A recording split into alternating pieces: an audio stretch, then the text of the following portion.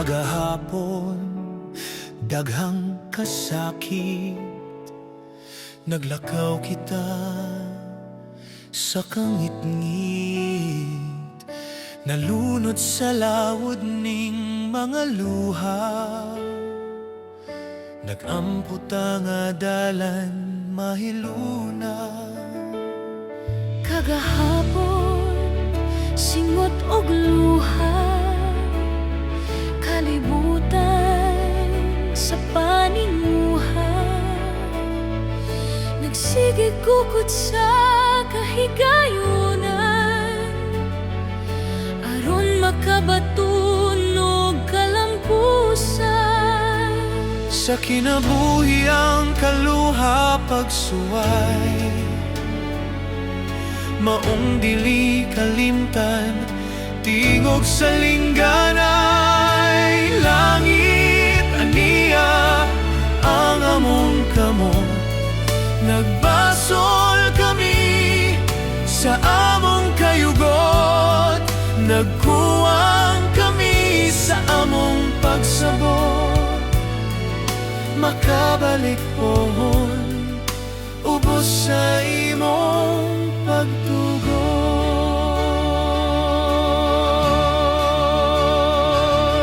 Karon daghang pagmahay, ang atong dalan nag-ihahay, ang sad nga atong gipanumpaan, nahulog lang di ay gway kapuslanan. Karon daghan ug panghupaw sa kaligutgut nga atong gipahungaw, dili masubli ang higayon, ang kaalam matugyong gamiton.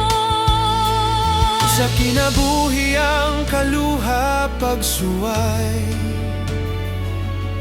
maong dili kalimtan, tingog sa lingganay. Langit aniya ang among kamot, nagbasol kami sa among kayugot, nagkuwang kami sa among pagsabot. Makabalik pohon, ubos sa imong pagtugot. Wako masayod kung unsaon pagtubos, ang kinabuhi sa kasakit na putos. Sa pagkabata mapandol gyud ang tao, aron makaton siya sa iyang paglakad.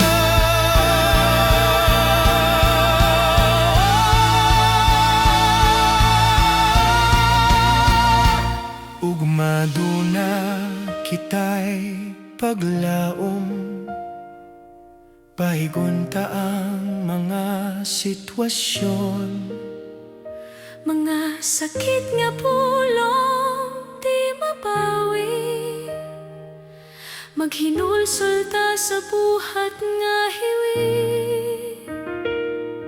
ug mawanay kasakit, ug aniya ka sa akong kiliran. Wanay kabus ug wanay adunahan, mubati tagugma sa atong silingan. Sa kinabuhi ang kaluha pagsuway,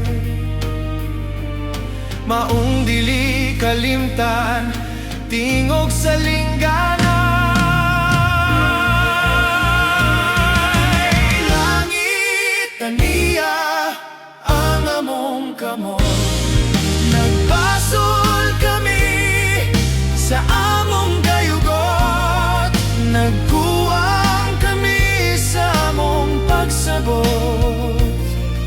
Makabalik pohon, ubos sa